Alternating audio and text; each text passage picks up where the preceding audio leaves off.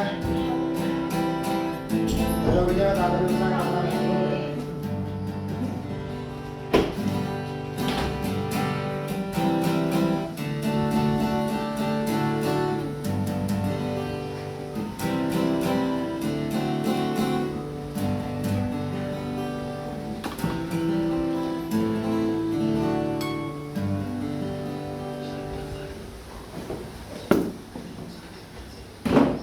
Siap, ladies.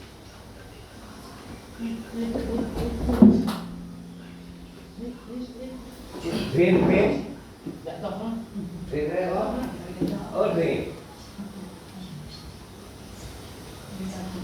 Jadi kalau tak ada kira jadi kita yang pindah kita bukan main motor sebab bukan main tanah kau dia, dia bukan main tanah semua. Dia pun menghasilkan dengan kalau dia buat menghasilkan tanah atau pakai untuk bukunya untuk untuk kedai untuk kedai.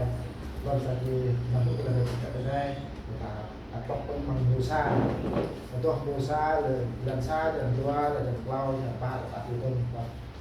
Kok không berusaha, kok you vì ít năm vàng nhiều sự đi vì có cái bàn cái chuột thì cho ai hay mình đang kiểm tra con quốc của khoa giang người ta và rất là hồng như ít thì nó trở thành khoa giang business mình với có cái bàn của anh của anh cần con của quốc của mình